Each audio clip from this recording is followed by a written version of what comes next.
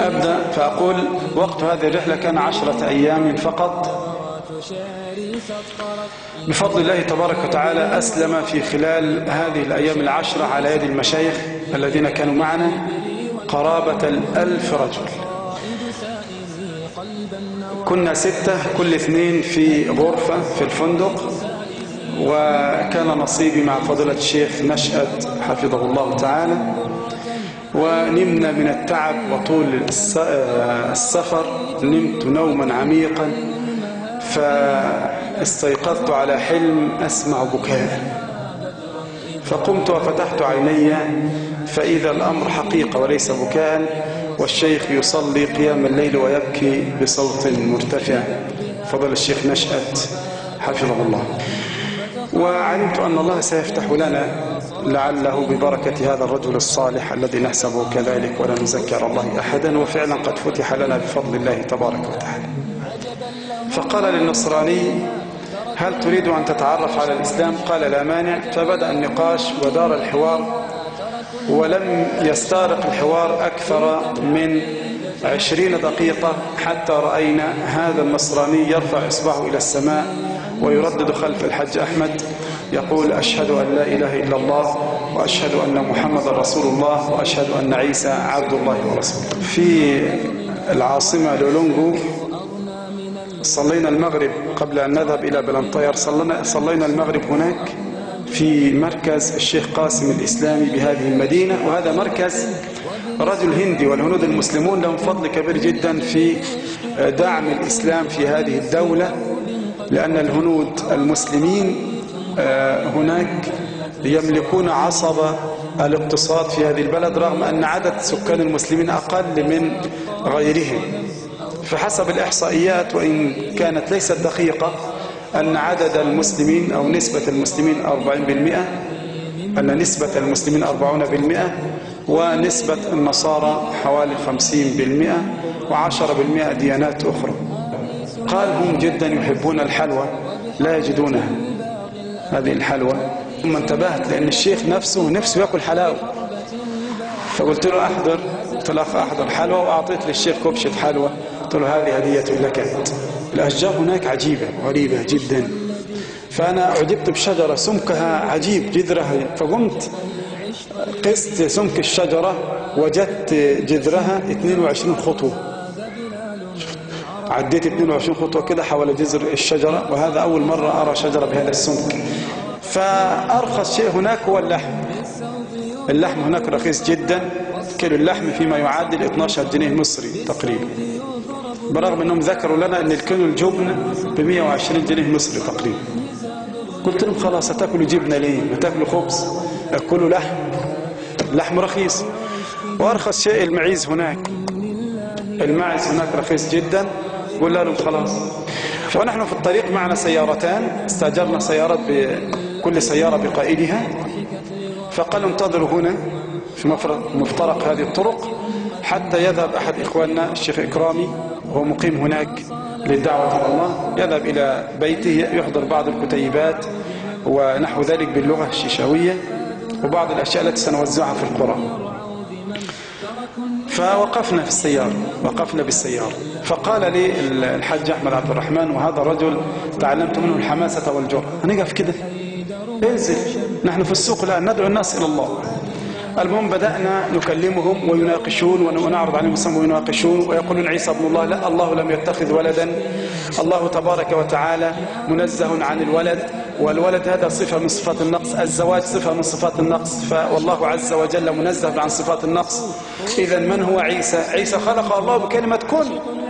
كيف يعني؟ أرسل الله جبريل إلى مريم فنفخ في جيبها وقال: كن بلا أب، فكان، حملت به في الحال. المهم في النهاية أسلم من 17 رجل أسلم 12 رجلا. ثم قلنا: أين غير المسلمين الموجودون هنا؟ فاجتمع مجموعة، فقام الشيخ نشأت حفظه الله فعرض عليهم الإسلام، فأسلم بفضل الله 20 رجلا وامرأة، يعني على الأقل، وإلا أنا قلت كده 20 لكن هم يوصلوا ل 35 أو 40 تقريبا يعني. وأنا سألت ملك القرية عن سبب إسلامي، ماذا أسلمت؟ فقال أسلمت بسبب معاملة المسلمين الحسنة، وجدت منهم أخلاقا طيبة وكريمة. والله يا إخواني مجرد الابتسام، المعاملة الحسنة الطيبة تجعل غير المسلمين يدخلون في الإسلام. فإخواننا المسلمون حفظهم الله ذهبوا وحفروا بئرا في القرية، التقوا بالملك حدد لنا مكان نحفر لكم بئرا، فرح جدا وحفر بئرا، والبئر بفضل الله الطرمبة جابت ماء. فجاء هذه القرية فيها بعض المسلمين وغالبها نصارى. جاء بعض النصارى وقالوا للمسلمين أتأذنون لنا أن نشرب ولو شيئا أو جرك واحد في اليوم على الأقل؟ قالوا سبحان الله، اشربوا مثل المسلمين تماما، يعني لم تمنعوننا من الماء. نعم، النصارى كانوا إذا حفروا بئرا يمنعون المسلمين من الشرب منه. قالوا لا، نحن معشر المسلمين يقول رسولنا صلى الله عليه وسلم الناس شركاء في ثلاث، في الماء والكلأ والنار. الماء والكلأ يعني العشب، والنار الناس كلهم شركاء فيه. فرجع النصارى واجتمعوا وقالوا إن هذا دين عظيم، فأتوا جميعا وأسلم كل أهل القرية بفضل الله تبارك وتعالى، بالمعاملة الحسنة الطيبة، بسبب حفر بئر واحد. البئر هذا بيكلف هناك تقريبا حوالي 4200 دولار تقريبا. فلم نستطع أن نسير بالسيارة من شدة المطر والسيول، وبينما نحن كذلك غرزت بنا السيارة. جاء الناس من الحقول يرفعون السيارة، عجزوا عن رفعها. علمت القرية التي كنا سنذهب إليها، فأتت برجالها ونسائها وأطفالها، وضعوا ألواح خشب أمام السيارة والكل مع السيارة حتى قامت إن شاء الله الحمد لله السيارة. وصلنا إلى القرية في وسط المطر والسيول، وكانوا فرحانين بنا فرحا شديدا. لابد أن تؤمن بجميع الرسل. من أراد أن يدخل في الإسلام ليدخل الجنة يرفع يده. رفع مجموعة أيديهم حوالي 15 بعد عدة استفسارات وأشياء يسألون عنها، فأجبتهم عليها، لا سيما معجزة القرآن الكريم، المعجزة الخالدة. هم يقولون ما الدليل على صدق محمد عليه الصلاة والسلام؟ قلت لهم معجزته الخالدة القرآن الكريم. معجزات الأنبياء انتهت بحياته. ذهب أحدنا إلى السيارة وجاب فانيلا كده بنص كم بيضة جميلة، قلنا تعال، ولبسناه الفانيلا البيضة، وهو طبعا أسمر فظهر شكله جميل.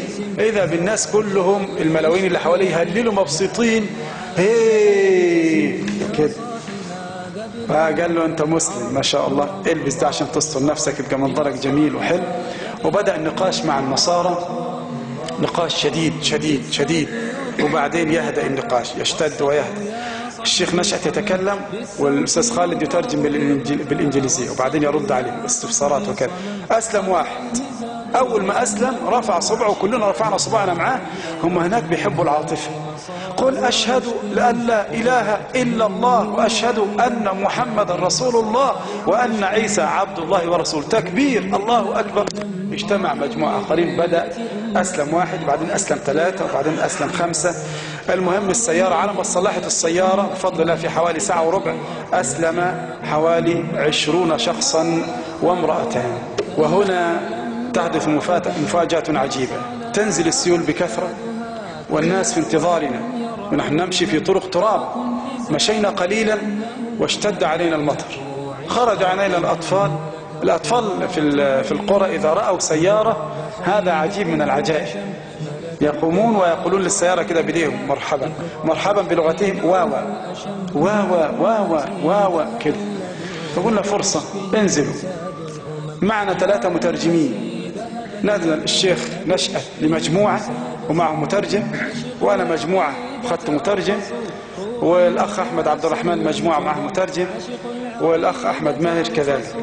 الذي يدخل الجنة يريد أن يسلم. من يريد أن يسلم؟ كله رفع يديه. شفت مجموعة كلهم رافعين صوت أشهد أن لا إله إلا الله وأن محمد رسول الله.